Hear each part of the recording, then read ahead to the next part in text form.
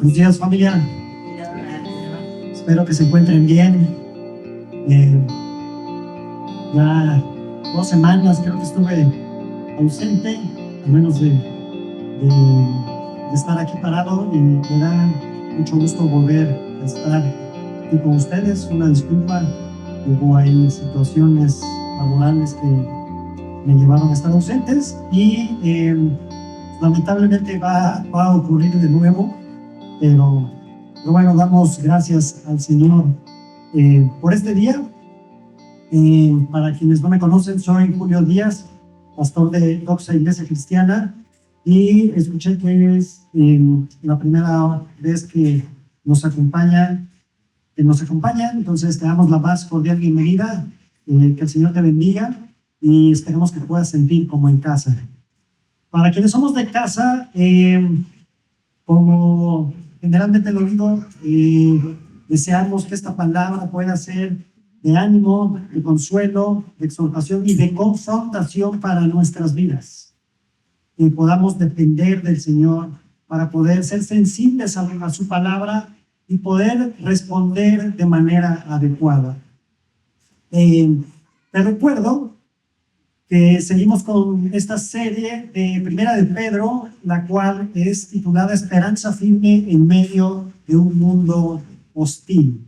Así se ha titulado, y una disculpa porque ha sido un poquito difícil darle continuidad por los invitados, pastores que hemos tenido, pero también ha sido de bendición el poder escuchar a otros pastores. Así que antes de iniciar, vamos a poner en manos este tiempo, en manos del Señor, para decirle que lo necesitamos y que dependemos de él. Acompáñame a orar. Amado Padre, te damos gracias, Señor.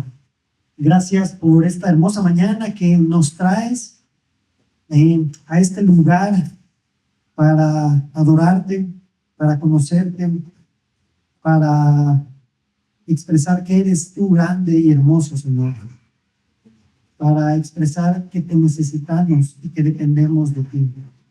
Y Señor, ahora que vamos a escuchar el mensaje de tu preciosa y bendita palabra, pueda caer en corazones fértiles, en corazones abiertos a escucharla. Tú, Señor, actúa sobre nosotros, que el Espíritu Santo que ya habita en nosotros utilice esa palabra, Señor, para confrontación y cambio en nosotros.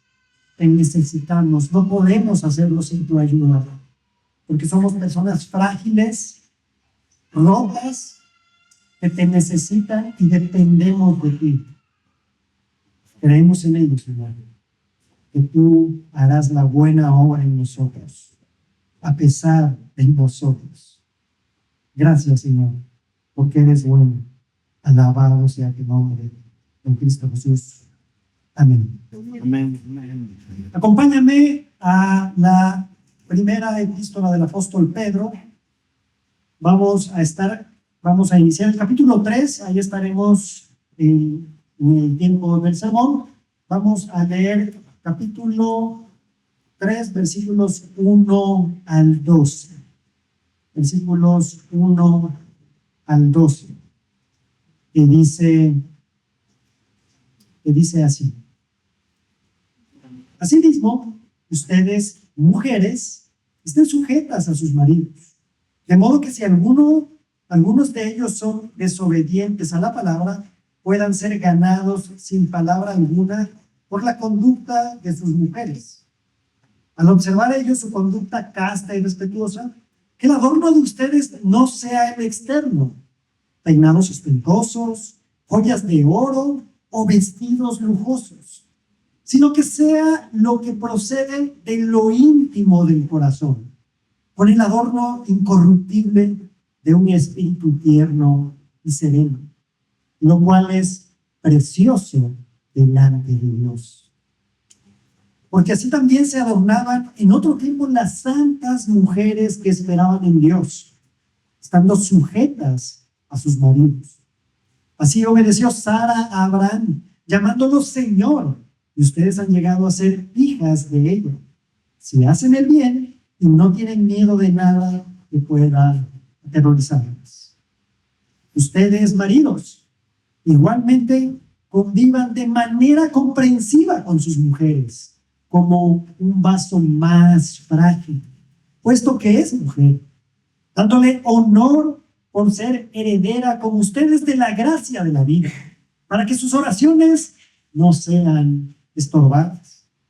En conclusión, sean todos de un mismo sentido, compasivos, fraternales, misericordiosos y de espíritu humilde, no devolviendo mal por mal o insulto por insulto, sino más bien bendiciendo, porque fueron llamados con el propósito de heredar bendición. Porque el que desea la vida, amar y ver días buenos, refrene su lengua del mal y sus labios no hablen daño. Apártense del mal y haga el bien. Busque la paz y sígala. Porque los ojos del Señor están sobre los justos y sus oídos atentos a sus oraciones. Pero el rostro del Señor está contra los que hacen el mal. Y derivado de este texto, el título del día de hoy es un título muy corto: Conducta que da testimonio. Conducta que da testimonio, para que lo puedas recordar entre semana cuando estés meditando en este pasaje. Y el argumento que me gustaría compartir con ustedes, es decir, esta idea principal que resalta, que surge de este texto, es el siguiente: cuando el Evangelio actúa sobre nosotros, se evidencia en una conducta que da testimonio de Cristo en los hogares y en una iglesia que bendice. Cuando el Evangelio actúa sobre nosotros, se evidencia en una conducta que da testimonio de Cristo en los hogares y en una iglesia que bendice. Esta será nuestra idea principal en el desarrollo de este sermón. Y con esto en mente, me gustaría mostrarte las divisiones, es decir, la estructura que veremos el día de hoy, derivado de este pasaje. El primero es, y constituye los versículos 1 al 6, que es la conducta que gana sin palabras. La conducta que gana sin palabras. Versículo 7, también tenemos para los hombres, la conducta que comprende y honra. Y del 8 al 12, la conducta de la iglesia que bendice. Estos son los puntos que desarrollaremos, que impactarán evidentemente en esta idea principal que surge del texto. Ahora, recuerda que Pedro les está hablando a los hermanos que están expatriados en esta región que hoy conoceríamos como Turquía.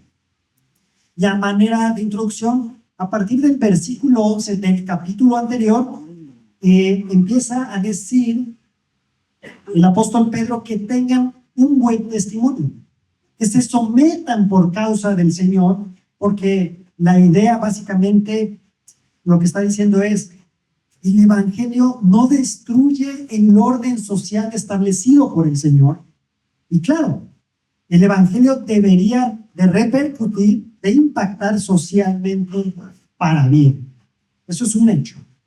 Ahora, fíjate que en esta sección, es decir, desde los versículos atrás, capítulo 2, hay una pequeña palabra que a veces nos cuesta, que es un poco fuerte, que es someterse. Versículo 13, ahí está, capítulo 2, versículo 13, someterse.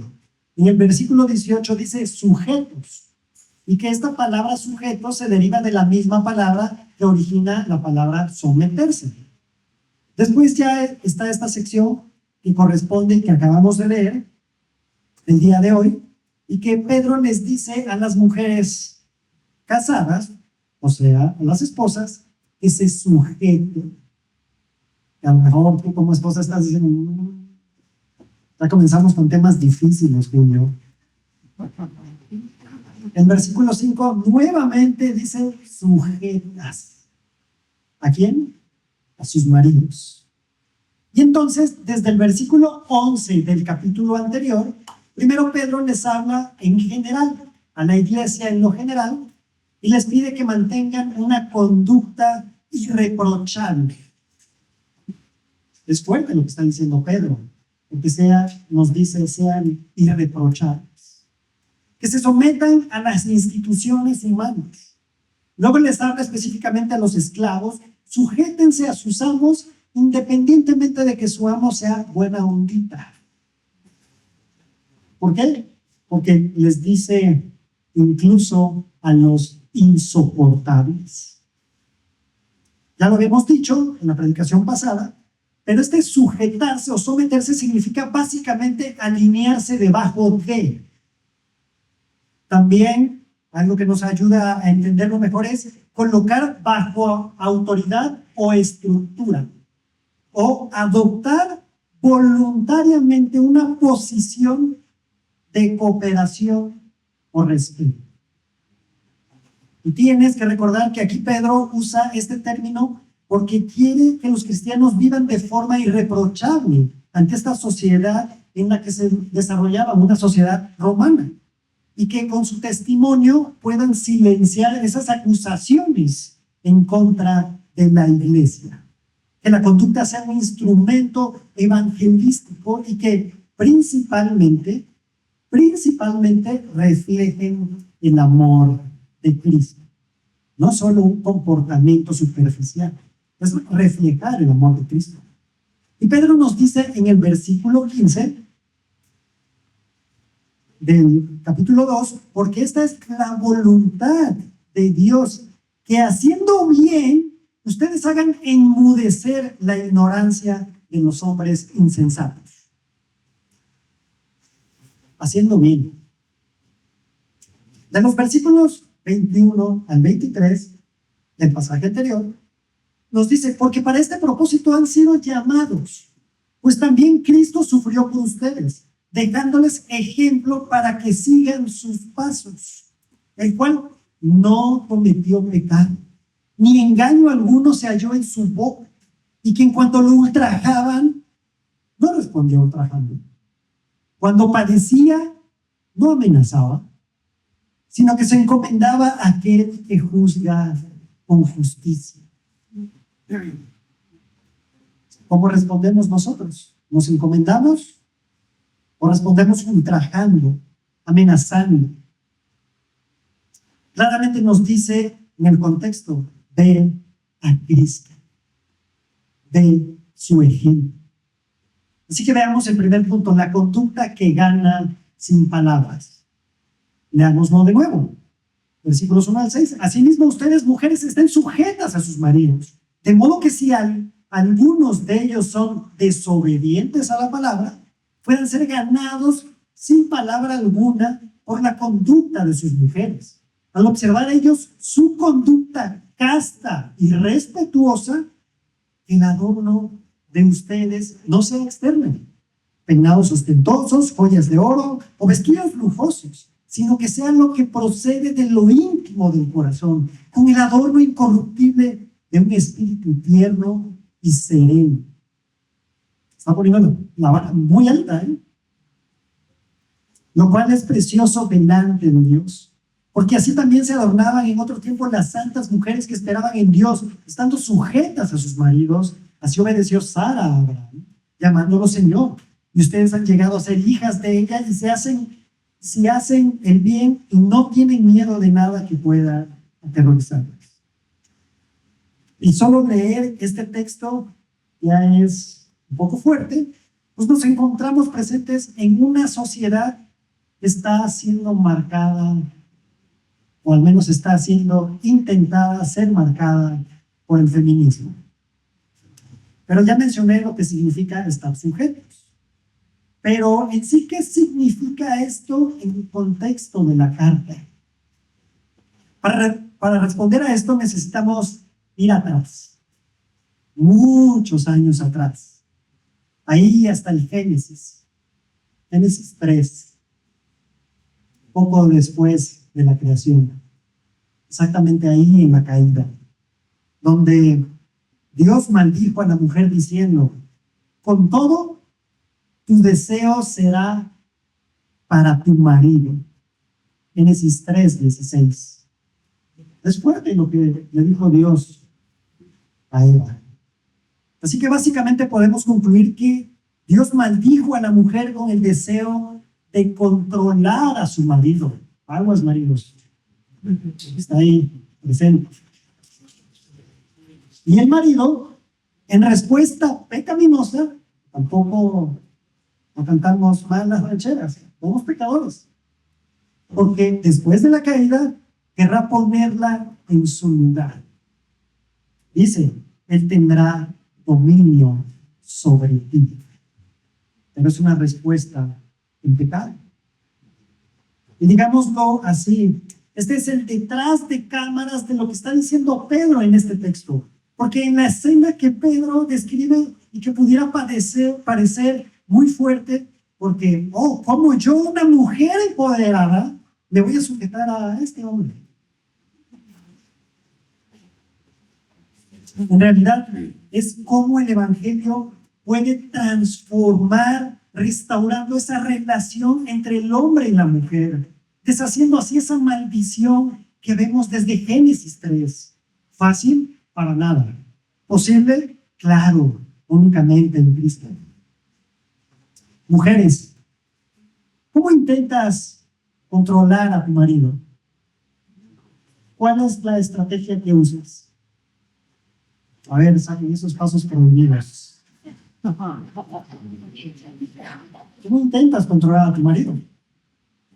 ¿Buena se anima? ¿Será a través de la belleza?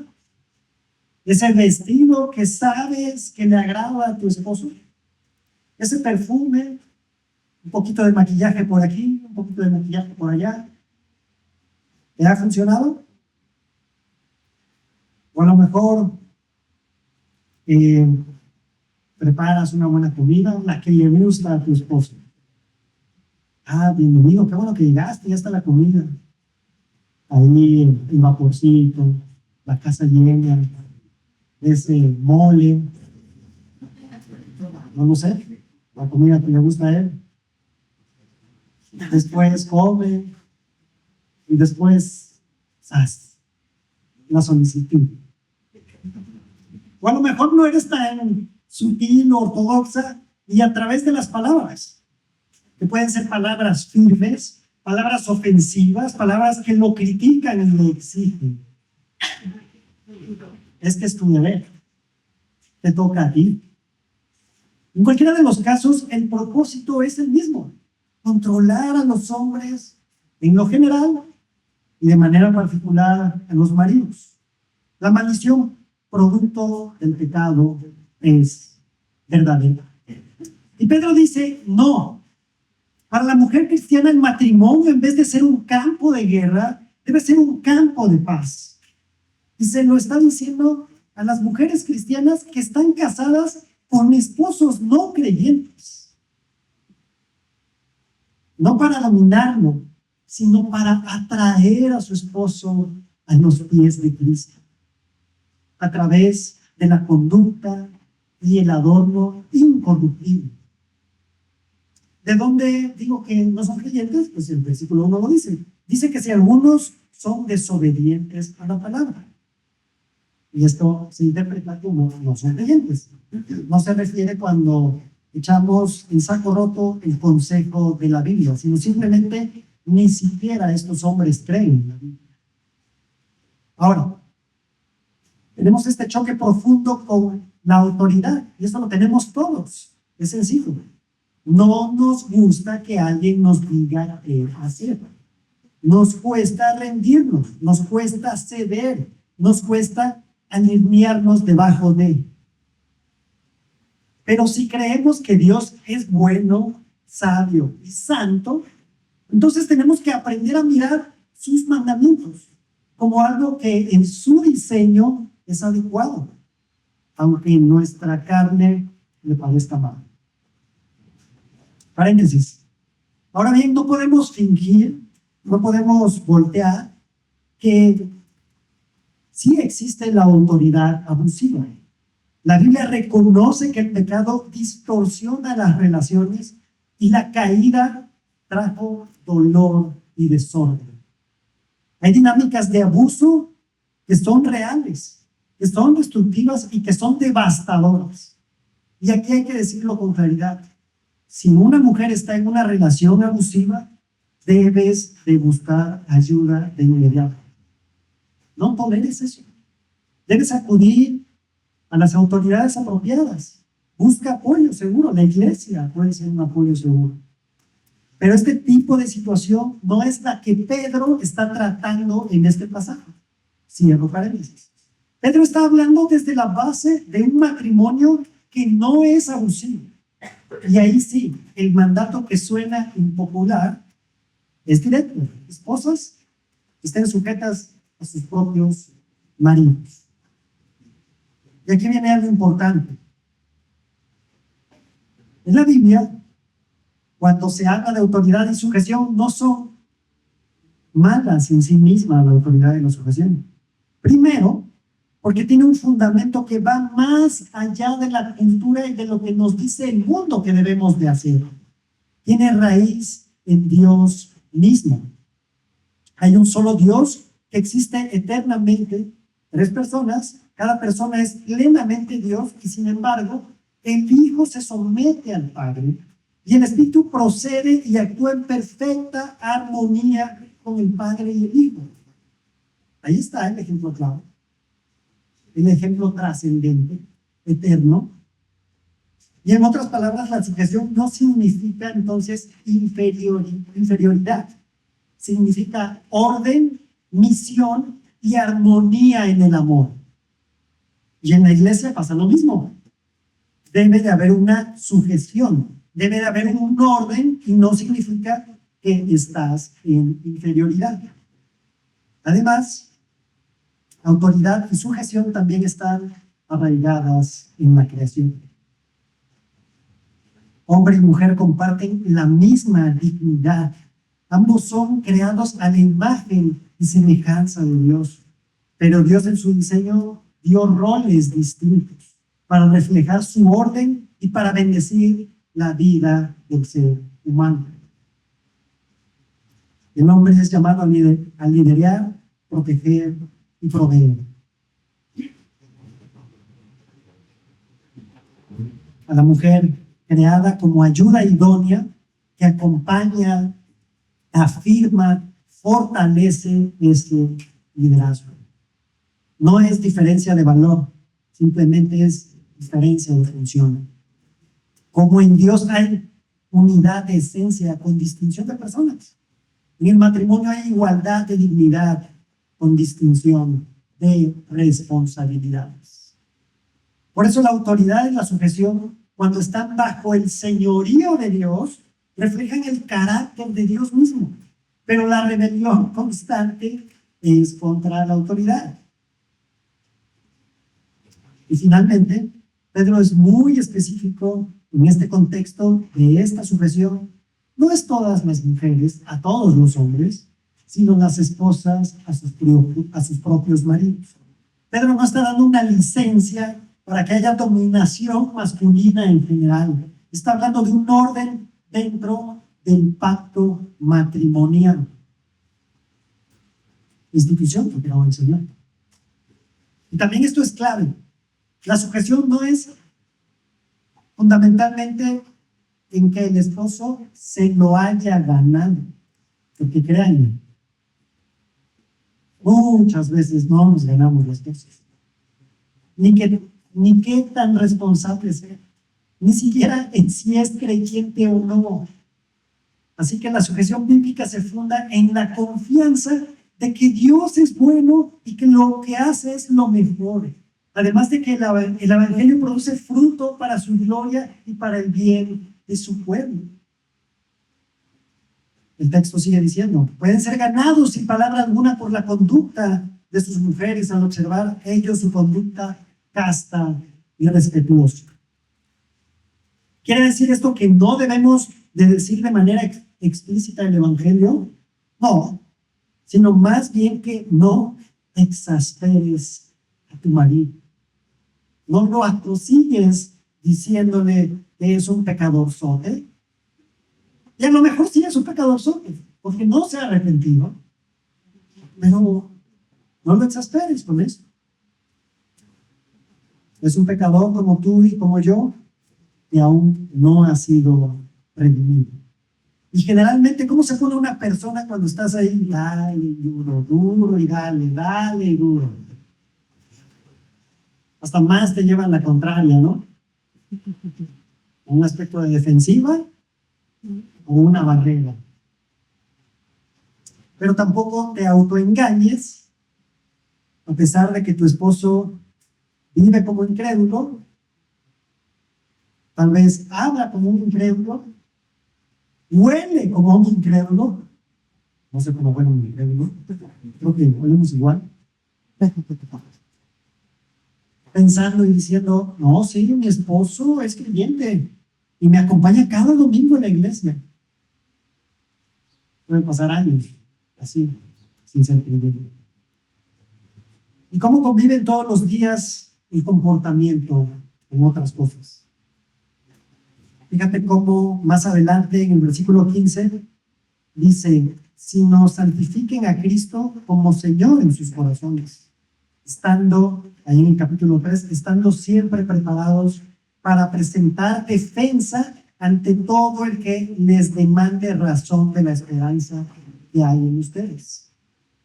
Y a veces nos quedamos hasta ahí en ese versículo 15 del capítulo 3, porque sigue diciendo el texto, fíjate en tu Biblia, pero háganlo con mansedumbre y reverencia.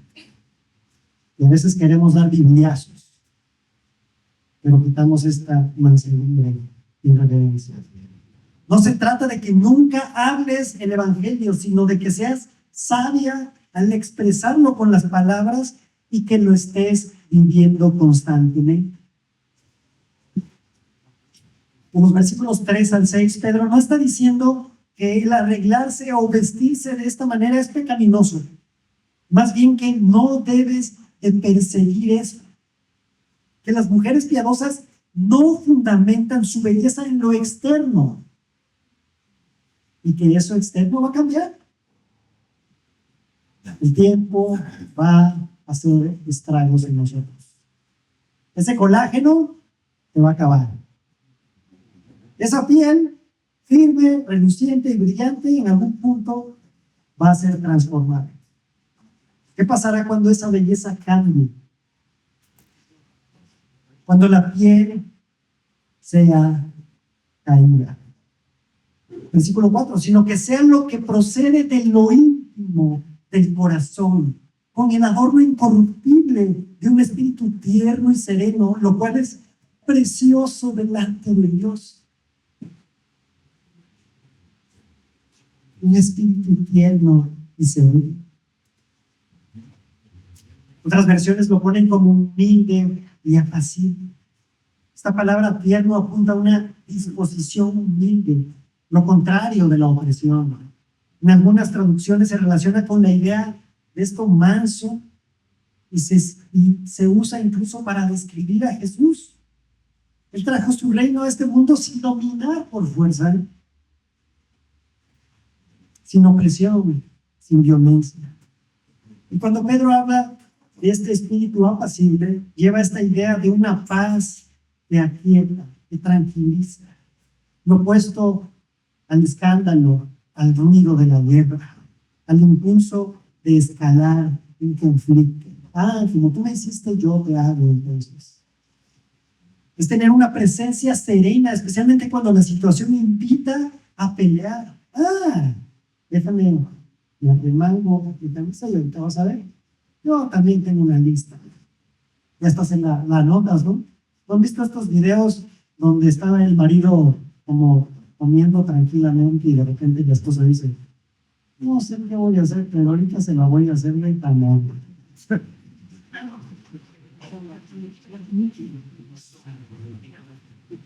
En otras palabras, buscar la paz con calma cuando otros están listos para la confrontación. ¿Sabes? Las últimas 2-3 semanas han sido para mí bastante complicadas y todavía no se termina. Pero no recuerdo a quién le decía en la semana que el llegar a mi casa es simplemente un oasis en medio de toda la complicación. Y cuando estaba estudiando este pasaje, me di cuenta que era por esto.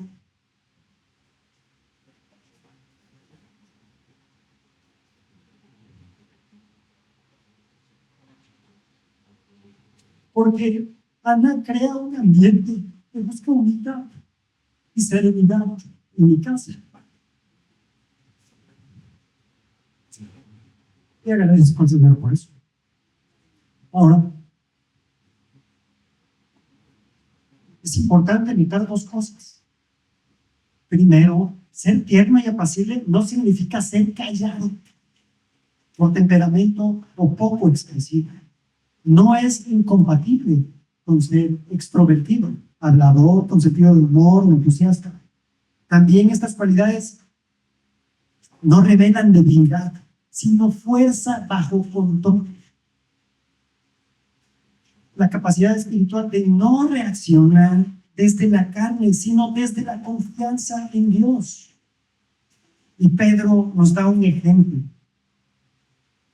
Dice, apelando a la esposa de Abraham. Y con base en lo que dice la Biblia, Sara era una mujer atractiva. Pero no solo eso, ella se adornaba con la belleza de la sumisión.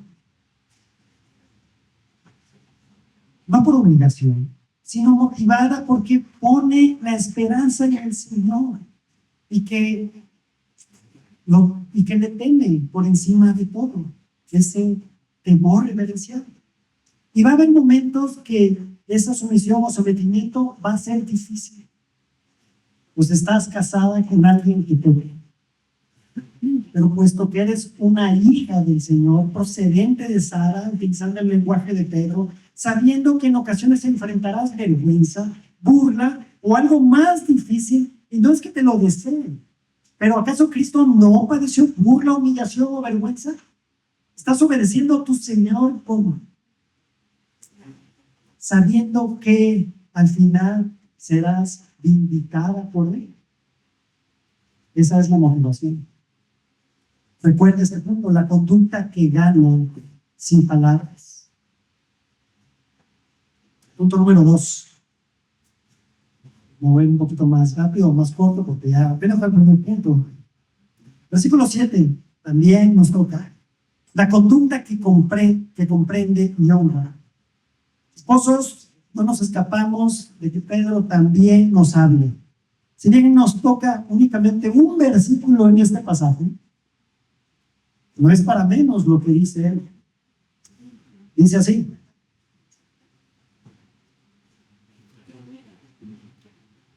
Ustedes, maridos, igualmente convivan de manera comprensiva con sus mujeres, como un vaso más frágil, puesto que es mujer, dándole honor por ser heredera como ustedes de la gracia de la vida, para que sus oraciones no sean estorbadas.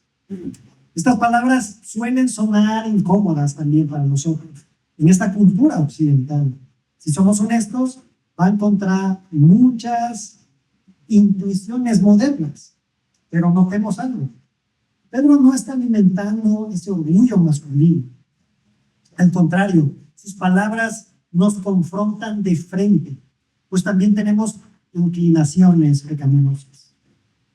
Porque una respuesta común y pecaminosa de nosotros, cuando nos sentimos desafiados o amenazados por una mujer, es desear ponerla en su lugar.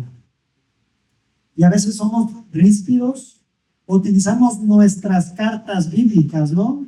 A lo mejor nuestra carta es el versículo 1. No, ahí dice, sométete. A conveniencia, claro. Y cuando el feminismo critica la visión cristiana de los roles, suele apuntar a utilizar esta caricatura del macho, es decir, ridiculizarle. Ejemplo claro, si alguno ha visto Los Simpson, Homero como padre de familia es lo peor. Caricaturizan al padre, el que tiene que marcar la pauta en el hogar, y se burla de él. Y lamentablemente, algunos hombres cristianos con su forma de vivir y de actuar terminan dándole argumentos a esa crítica que nos hacen. Parecemos caricaturas. Pero el dominio opresivo del hombre no es el diseño original. Es parte de esta distorsión que trae el pecado. Y claramente la Biblia no está a favor de la opresión. No sé ustedes, pero a mí, particularmente los documentales de la vida salvaje, pocos son los que me gustan. A lo mejor porque pongo la vara muy alta, soy biólogo, entonces lo veo con un ojo crítico esos documentales. Pero en particular, hace meses o años, me gustó uno que creo que se titula La danza de las aves. Y es este cortejo que realizan diferentes especies de aves, donde extienden sus alas, hacen ciertos movimientos y bailan por la hembra para encontrar una pareja. Pero en el imaginario popular nos centramos en que el macho es el gran bailarín, pero hay muchas especies donde la hembra no es solo un espectador, sino también participa activamente en esta danza, en este cortejo, para aceptación o para fortalecer el vínculo de la pareja. ¿Y sabes? Dios diseñó la relación entre el hombre y mujer como una especie de danza hermosa, donde hay dirección, hay respuesta, hay liderazgo y acompañamiento, y ambos se mueven o se deberían de mover como una misma armonía. Y esa armonía la da la palabra del Señor, la muestra el Evangelio. Cuando una pareja sabe bailar bien, los dos comparten el mismo compás. El esposo guía con amor, con claridad. La esposa responde con confianza y apoyo. Claro, como en todo baile, a veces tú lo ves desde lejos. Ay, mira cómo tiene los pies izquierdos, ¿no? Es fácil criticarlo. Y evidentemente es más fácil hablar que vivir consistentemente. Y creo que la vida en pareja así es. Y a veces uno se tropieza y el otro está para apoyar. Y con el tiempo se va mejorando esta danza, este baile. Claro, el Señor debe ser nuestro maestro. Por eso en el versículo 7, Pedro llama a los esposos a vivir con sus esposas de manera comprensiva. Esa palabra tiene el sentido de actuar de acuerdo con conocimiento de. No se trata de un conocimiento frío, analítico o meramente religioso, sino de una comprensión que tiene el hombre para con su esposa, de un entendimiento personal que se debe de traducir en cuidado, ternura, consideración y un cuidado amoroso. Esta comprensión también dice que se debe de dar honor. Pedro dice que el esposo debe dar honor a su esposa como a vaso más frágil. ¿Ustedes tienen todavía la cena? Creo que ya las nuevas generaciones no comemos a la cena, ¿no? Pero seguramente tienes ahí alguna vajilla o algún vaso muy especial que casi cuando lo socas brilla, ¿no? Y con cuidadito lo colocas. Y así nos está diciendo Pedro. Así trata a tu esposa. Esto no significa inferioridad, sino el reconocimiento de una realidad. El hombre tiene mayor fuerza física que las mujeres. Y claro, hay excepciones, pero son excepciones. Por tanto, existe la posibilidad de usar esa ventaja tal vez para controlar o intimidar. Pero eso sería vivir bajo la lógica de la caída, bajo la lógica del pecado, bajo la lógica de esa maldición. No bajo el diseño de Dios y bajo la nueva naturaleza en Cristo. Por tanto, el esposo cristiano no guía con fuerza física, sino guía con amor. Así que el llamado es claro, esposos. Seamos comprensivos y honrosos. Guiemos ese hogar que el Señor nos ha permitido tener como Cristo guía a su iglesia, sacrificándose. Llamemos a nuestras esposas, así como también Cristo ama a su iglesia. La vara para nosotros no es chiquita, también es bastante grande. Es decir, con un liderazgo que se traduce en amor sacrificial, servicial, un amor que no aplasta, que no humilla, sino que edifica, que no reduce, sino que ayuda a crecer. Un esposo piadoso guía de tal forma que su esposa pueda crecer y ser discipulada en el Señor bajo su cuidado. Y aquí hay un llamado directo para nosotros como hombres. Claro, la iglesia puede ayudarte. La iglesia puede apoyarte. Pero que eso no te detendrá para guiar a tu esposa al Señor. No te excuses de que, es que estoy bien cansado. No, yo ya cumplí, ya fui a trabajar. Que te enseñe el pastor, o busca algunas otras semanas. No te excuses en que no conoces la Biblia.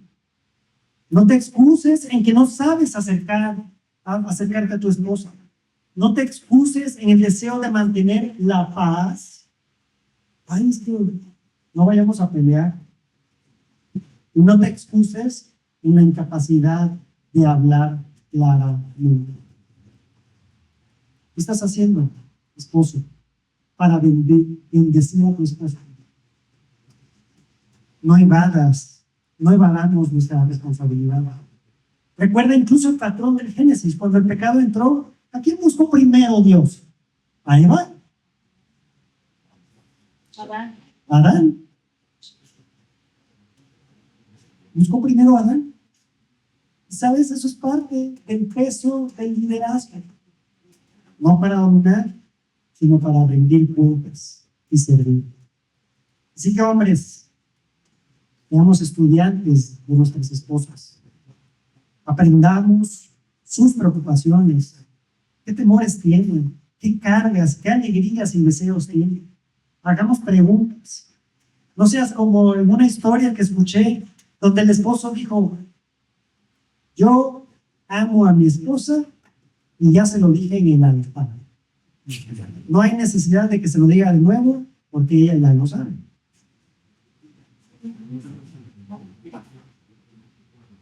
Escuchemos con atención, valoremos las palabras de nuestra esposa. Y sobre todo, démosle honor como coherederas de la gracia de la vida, no como inferiores, sino como hijas de Dios, llamadas a la misma herencia eterna, a la misma esperanza incorruptible, porque fuimos hechos a su imagen y semejanza. Y mientras las esposas son llamadas a sujetarse a sus maridos, aun cuando el esposo no lo merezca, los esposos son llamados a vivir de tal forma que sus esposas puedan seguir su liderazgo con gozo, no por presión o miedo, sino con confianza y seguridad. Aprendamos a bailar bien en el matrimonio, conociendo nuestros pasos, obedeciendo a Cristo y reflejando el Evangelio con una conducta que realmente comprenda y honre. Y aguas, porque dice el pasaje, porque quizás si no estás obrando de manera adecuada, puede que tus oraciones queden aquí atoradas en la lona, que no suban, porque dice para que sus oraciones no sean estorbadas. Por eso titulé este punto, la conducta que comprende y honra. Punto número 3, ya vamos a terminar. La conducta de la iglesia que bendice. Pedro ahora nuevamente va a hablar en lo general, es decir, a la iglesia. En conclusión, dice el pasaje, sean todos de un mismo sentir, compasivos, fraternales, misericordiosos y de espíritu humilde, no devolviendo mal por mal o insulto por insulto. sino más bien bendiciendo, porque fueron llamados con un propósito de heredar bendición. Porque el que desea la vida, amar y ver días buenos, refrene su lengua del mal y sus labios no hablen engaño. Apártense del mal y haga el bien. Busque la paz y síganla. Porque los ojos del Señor están sobre los injustos y sus oídos atentos a sus oraciones. Pero el rostro del Señor está contra los que hacen el mal. Después de dirigirse a estos grupos dentro de la comunidad de creyentes, es decir, siervos, esposas, esposos, Pedro ahora hace algo muy importante. Vuelve a hablarles a la iglesia, en lo general, en lo que nos implica a todos. Es como si dijera, ahora familia, esto no es solo para algunos, esto es para todos. Y hay que reconocerlo. Lo que Pedro ha venido diciendo no era sencillo para los creyentes. En este siglo primero, porque vivían bajo este régimen del Imperio Romano, un ambiente hostil y vigilante. Pero si somos honestos, tampoco es sencillo para nosotros en el hoy y en el ahora. Es sencillo escuchar, sométanse, soporten el sufrimiento injusto, mantengan una conducta honorable. No es fácil. Pedro está profundamente preocupado por esto. ¿Cómo vive el pueblo de Dios delante de un mundo que observa y que es hostil? Por eso cuando llega el versículo del 8 al 12, su exhortación se centra en la vida interna de la comunidad. Y menciona cosas importantes que tenemos que mantener: unidad, compasión, amor fraternal, misericordia y humildad. Ahora, si notas algo que he dicho a lo largo de la carta, es que estos creyentes están viviendo dentro de un mundo hostil hacia ellos. Y la lista que está dando Pedro es todo lo contrario a la hostilidad. ¿Qué dice? Compasivos, fraternales, misericordiosos y de espíritu humilde, no devolviendo mal por mal o insulto por insulto, sino más bien bendiciendo. Estas características nos distinguen como iglesia adopta. ¿Podrías decir que sí? ¿En medio dudas? Hay algunas que sí, en otras tacho. ¿Qué estás haciendo tú para que no seamos una iglesia hostil? ¿Qué estoy haciendo yo para que no seamos una iglesia hostil? O te excusas o nos excusamos diciendo, es que la culpa es de los otros. Yo sí estoy haciendo bien las cosas. No están entendiendo. Pero si estamos practicando estas características, no es una cortesía. Es la práctica del evangelio. Porque en nuestras propias fuerzas, hermanos, no vamos a poder hacer. Y a pesar de que cada punto en el que dividí este pasaje tiene la palabra conducta, caeríamos en un error si pensamos que es solo el corregir esa parte superficial de la conducta. Más bien, esa conducta debe ser derivada de una transformación del corazón y que solo puede hacerlo Cristo. No en tus propias fuerzas, no en el échale ganitas.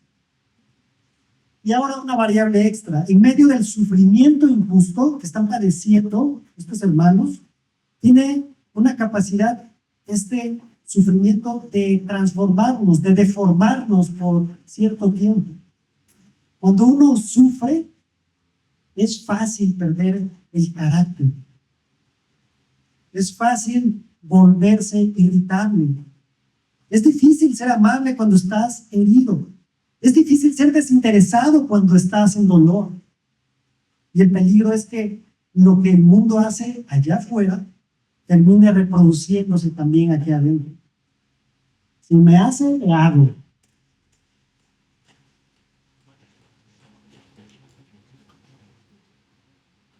¿Yo por qué tengo que irle a pedir perdón si él empezó? Yo simplemente me defendí. Es lo que diríamos algunos.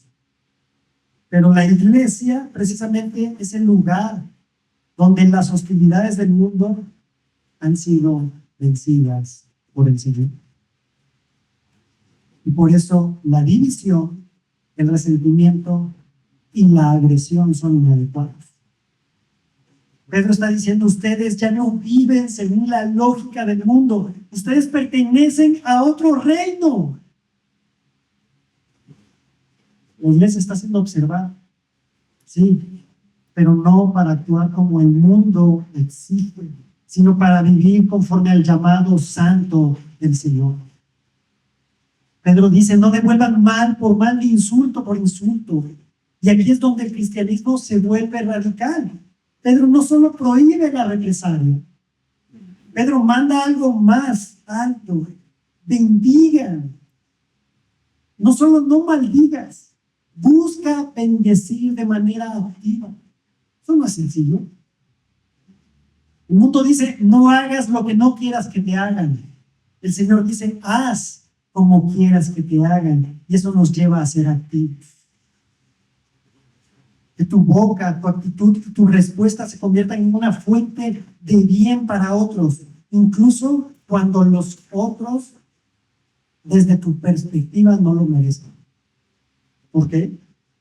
Porque el Señor nos dejó ejemplo. Tú y yo no merecíamos nada del Señor.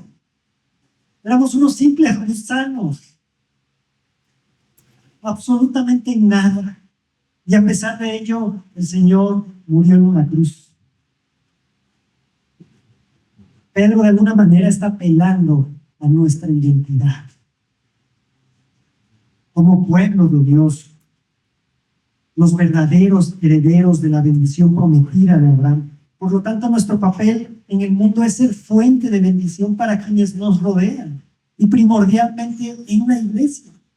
Dios nos llamó para esto y Pedro añade una promesa que hay que entender bien para que hereden bendición. Esa palabra hereden es clave. Heredar no es ganar un salario. Heredar es recibir algo que no merecías, algo que no trabajaste, simplemente es gracia. Pedro está apuntando a esa herencia futura del creyente, la herencia que tenemos con el nuevo nacimiento y por la resurrección de Cristo. Lo que Pedro está diciendo es, cuando tú bendices aún en medio del sufrimiento, estás caminando en esa dirección de tu herencia. Estás viviendo como ciudadano, o más bien no estás viviendo como ciudadano del mundo, sino del cielo, de ese nuevo reino. Piensa esto conmigo. No sufrimos para llegar a ser cristianos, sufrimos porque somos cristianos y porque sabemos que nuestra herencia nos espera. Y para que nadie piense que esto es solo una idea bonita, Pedro sostiene su exhortación con la misma palabra, citando este salmo. Este Salmo 34 habla de que quiere amar la vida y ver días buenos, de alguien que piensa en esto, que quiere esto. Ese que desea vivir bajo la bendición del Señor. ¿Y qué describe el salmista? Describe una vida que honra a Dios con su hablar, guardar la lengua del mal, alejarse del engaño, apartarse del mal y hacer el bien, buscar la paz y seguir. En otras palabras, una vida que no alimenta la contienda, sino que persigue la paz, incluso cuando la situación se presta para la guerra. Ahora, en el Antiguo Testamento de Israel, ese lenguaje estaba ligado a la vida en la tierra prometida. Era un llamado a vivir en justicia si querían disfrutar la bendición del Señor.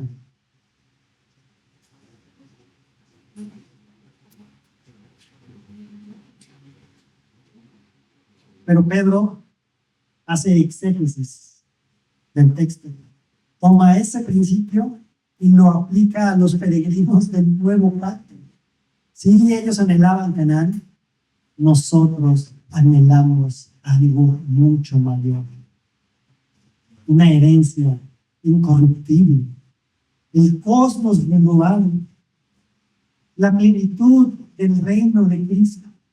Y precisamente porque esa esperanza es real, el creyente no tiene por qué vivir como los malvados que no tienen esperanza. El creyente busca estar entre los justos, porque el Señor está del lado de los justos. Sus ojos están sobre ellos y sus oídos atentos a sus oraciones. Pero su rostro está contra los que hacen el mal. Eso es consuelo y advertencia. Dios ve, Dios oye, Dios sostiene. Y Dios también se opone al mal. Así que, si tú todavía estás dudando del Señor Jesucristo, escucha esta advertencia y arrepiente de tus pecados. Cree en Él para salvación.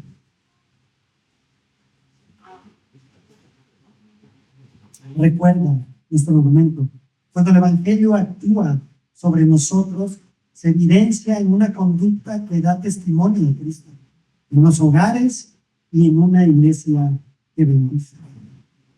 Finalmente, Pedro ya nos dijo que fue Dios quien nos hizo nacer de nuevo a una esperanza viva. Eso lo podemos ver en el versículo 3, capítulo 1. Que nos llamó de tinieblas a su luz, capítulo 2, luego. Que nos sostiene por su gracia. Y entonces, ¿qué son estas obras? ¿Son evidencia? Son una evidencia, no una moneda de cambio. Son el fruto que confirma que la nueva vida es real. Y cuando en medio del sufrimiento respondemos con bendición, con paz, con verdad, con dominio de la lengua, lo que estamos mostrando es que el Evangelio realmente nos cambió, que ya no vivimos por la carne, sino por la esperanza en Cristo. Ponte de pie, por favor. Así que Pedro nos lleva a esto. En un mundo hostil, la iglesia está llamada a ser una comunidad distinta. Una iglesia que bendice porque sabe que Dios es santo, santo, santo.